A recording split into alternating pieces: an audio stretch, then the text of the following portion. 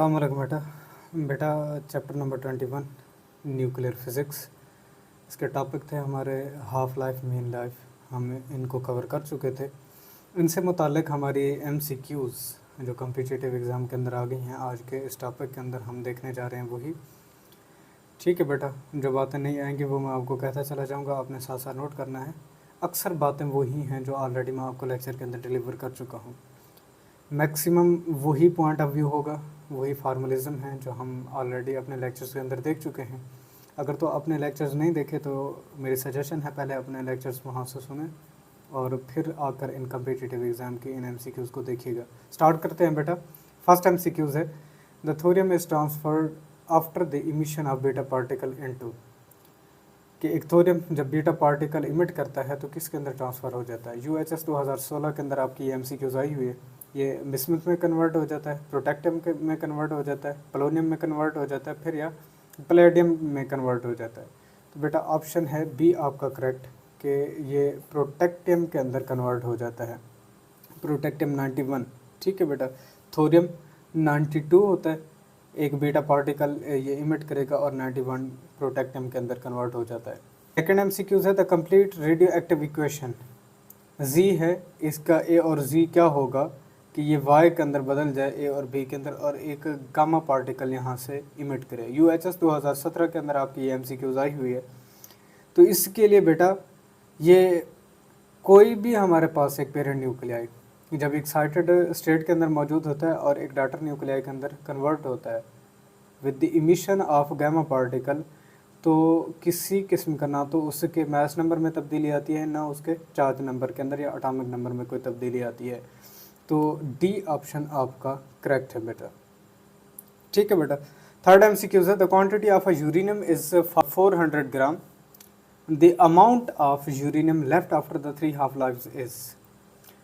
Uranium का 400 ग्राम आपको amount दी गई है इब्तदाई, 3 हाफ लाइफ्स के बाद कितनी अमाउंट बाकी होगी वो हमने बतानी है बेटा। UHS 2017 के अंदर आपकी MCQs आई हुई है। तो इसके अंदर बेटा हमने थोड़ी सी कैलकुलेशन कर लेनी है। हम जानते हैं बेटा कि कितनी अमाउंट में हमारे पास मैस है और कितनी उसकी हाफ लाइफ्स हो चुकी हैं, 3 हाफ लाइफ्स हो चुकी हैं।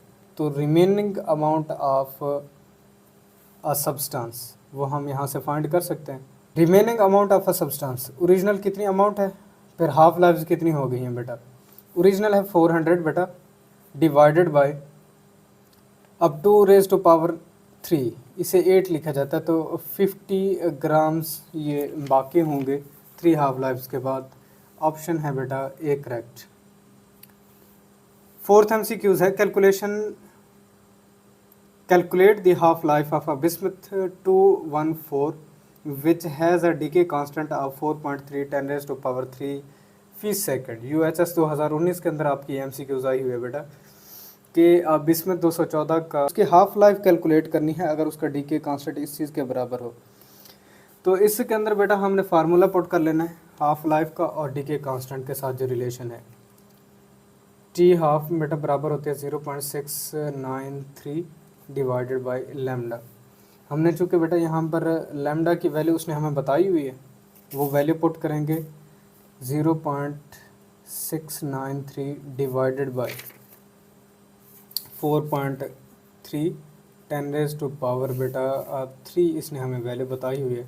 अब हाफ लाइफ बेटा इसकी जो कैलकुलेट होगी वो 1.6 10 रेज़ टू पावर -4 सेकेंड्स के बराबर होगी। डी ऑप्शन करेक्ट है आपका। फिफ्थ MCQs है, there are initially 400 atoms in a radioactive sample, what would be the number of atoms after 3 half lifes. PMC 2020 के अंदर आपकी MCQs आई हुई है, वही MCQs देखिए बेटा दोबारा रिपीट कर दी गई है।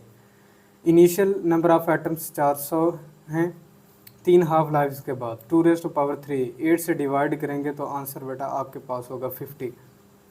6 MCQs है, if the half life of the radio active element is T 1/2 then at the end of his time the amount of atom in the sample will become। PMC के test के अंदर आपसे MCQs पूछी गई है बेटा कि हमारे पास कोई भी एक रेडियो एक्टिव एलिमेंट है, उसकी हाफ लाइफ को अगर इस रिलेशन से ज़ाहिर किया जाए तो हाफ लाइफ के ख़त्म होने पर उसके कितने अमाउंट ऑफ एटम्स बाकी होंगे।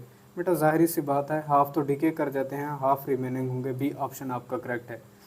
7th MCQs है, what is the half life of a radioactive sample if it's mean life is 200 second. Half life एक रेडियो एक्टिव सैंपल की क्या होगी अगर उसकी मीन लाइफ ये हो। तो रिलेशन बेटा हाफ लाइफ और मीन लाइफ का जो ऑलरेडी हम अपने लेक्चर्स के अंदर देख चुके हैं, टी हाफ बेटा बराबर होता है 0.693 टी स्टेरिक। मैंने मीन लाइफ के लिए आपको लिखवाया था, तो अब इसके अंदर उन्होंने हमें मीन लाइफ बताई हुई है, तो 0.693, अब इसको मल्टीप्लाई करेंगे 200 से, 2.31 मिनट्स। डी ऑप्शन आपका करेक्ट है। 8th MCQ है, the sample of a radio active element with initial mass of 24 gram decayed to 3 gram in 36 minutes. How much of the original sample remain after the 12 minutes? कि एक कोई radio active element है जिसके इब्तदाई 24 ग्राम हमें दिए गए थे, इसके 3 ग्राम बाकी रहते हैं 36 मिनट्स के बाद। वो कहता है कि अगर फर्स्ट 12 मिनट्स के अंदर देखना चाहेंगे तो ओरिजिनल सैंपल में से कितने एटम्स बाकी रह जाते हैं। तो इसके अंदर बेटा रिलेशन को जहन में रखिएगा, हमने सिंपलर रिलेशन बना लेना है। ओरिजिनली तौर पर दिए गए थे 24 ग्राम, जबकि अगर देखा जाए 3 ग्राम कब बाकी होते हैं, 2⁻3। ठीक है, अगर थर्ड हाफ लाइफ काउंट की जाए तो यहाँ 24 डिवाइडेड बाई 8, आंसर हमारे पास बेटा कितना बनेगा, ये बनेगा 3 ग्राम। क्लियर हो गया। अगर तो 3 हाफ लाइफ के बाद देखें तो इतना कुछ इसके अमाउंट बाकी होगी। अब ये 3 हाफ लाइव्स के बाद आता है, तो 36 डिवाइडेड बाई 3, ओरिजिनल इसके हाफ लाइफ बेटा आ जाएगी 12 मिनट्स। अब 12 मिनट अगर हाफ लाइफ है तो पहले 12 मिनट्स के अंदर इसके हाफ ऑफ द एलिमेंट क्या कर जाते हैं बेटा, डिके कर जाते हैं, और हाफ ऑफ द एलिमेंट इसके नंबर ऑफ द एटम्स बाकी रह जाते हैं। तो ए ऑप्शन आपका करेक्ट है। ठीक है बेटा, क्योंकि 24 ग्राम थे तो हाफ डिके कर जाएंगे, हाफ रिमेनिंग रहेंगे 12 ग्राम। ए ऑप्शन आपका करेक्ट है यहाँ पर। 9th MCQ है, carbon 12 decays with a half life of about 5800 years in the sample of bone. The ratio of carbon 14 to carbon 14 is found to be 1/4 of what is in the free space. This bone may belongs to a period about X centuries ago where X is nearest to. PMC के test में आपसे MCQs पूछी गई है। सवाल वो बेटा इस तरह से कर रहा है कि कार्बन 14 जो है इसकी हाफ लाइफ है 5800 ईयर्स। अब वो कहता है कि हमें एक कोई बोन का सैंपल मिला है जिसके अंदर हमने चेक किया कि कार्बन 14 जो इस बोन के अंदर मौजूद है और वो कार्बन 14 जो एयर के अंदर मौजूद है, इन दोनों के दरमियान में रेशो आती है 1/4 के। अब अगर हम बोन के टाइम पीरियड को देखना चाहें कि हाफ लाइफ किसके बराबर होगी, अगर x कंसीडर किया जा रहा हो तो ये x किस वैल्यू के बराबर होगा वो हमने टाइम पीरियड बताना है। तो यहाँ से कार्बन 14 की मिकदार एयर के अंदर क्या है, कार्बन 14 की मिकदार उस बोन के अंदर क्या है, इन दोनों के दरमियान में रेशो है बेटा 1/4। अगर 1/4 का अंडर रूट करना चाहेंगे तो ये आता है 1/2। अब टोटल कितनी है, ये इसके हाफ लाइफ है, तो 1/2 डिवीजन के अंदर अगर मौजूद हो तो डिवीजन की डिवीजन ऊपर जाकर मल्टीप्लाई हो जाती है, यानी कि 5800 के साथ 2 मल्टीप्लाई हो जाएगा। ए ऑप्शन आपका करेक्ट बनता है। 10th MCQ है, carbon 14 has half life of 5700 years at the end of 11400 years the actual amount left is. कि कार्बन 14 की अगर हाफ लाइफ को 5700 ईयर्स कंसिडर कर ली जाए तो 1140 ईयर्स के बाद कितना कुछ अमाउंट उस कार्बन 14 की बाकी होगी। बेटा यहाँ पर देखें 5700 को अगर 2 से मल्टीप्लाई करें तो 11400 ईयर्स वैल्यू बनती है, तो इसका मतलब सेकंड हाफ लाइफ के बाद। तो सेकंड हाफ लाइफ के बाद कितने नंबर ऑफ़ एटम्स बाकी रह जाते हैं, तो फार्मूला था आपके पास कितने नंबर ऑफ़ एटम्स बाकी रहेंगे, n0 डिवाइडेड बाई 2⁻n हमारे पास फार्मूला था। अब चूँकि सेकंड हाफ लाइफ है तो n0 डिवाइडेड बाई 4, यानी कि ओरिजिनल 1 का 1/4 था आपके पास। ठीक है बेटा, ओरिजिनल 1 का 1/4 था आपके पास होगा, और बेटा ये 1/4 था आपके पास होता है 0.25 के। ठीक है, सी ऑप्शन आपका करेक्ट है। 11th MCQ है, if uranium 238 decay 2 gamma particles the new atomic mass will be. PMC के टेस्ट में आपसे एमसीक्यूज पूछी गई है कि यूरेनियम 238 अगर 2 गामा पार्टिकल्स को इमिट कर देता है तो उसका क्या नया एटॉमिक मास नंबर बनेगा। तो बेटा किसी किस्म का कोई इफेक्ट नहीं पड़ता गामा पार्टिकल्स के इमिट हो जाने की वजह से, ना तो चार्ज नंबर में कोई फ़र्क आता है ना ही मास नंबर के अंदर कोई फ़र्क आता है। ये हम ऑलरेडी पढ़ चुके हैं। हमारे पास एक एक्साइटेड न्यूक्लियाई डिके करता है और फिर गामा पार्टिकल्स को इमिट करता है, तो यूरेनियम 238 के अंदर ही रहेगा। ये ऑप्शन आपका करेक्ट है। 12th एमसीक्यूज है C14 decay into beta decay and change to. PMC के टेस्ट में आपसे एमसीक्यूज पूछी गई है कार्बन 14 अगर बीटा डीके में से गुजरे एक बीटा पार्टिकल इमिट कर दे तो किसके अंदर बदल जाता है।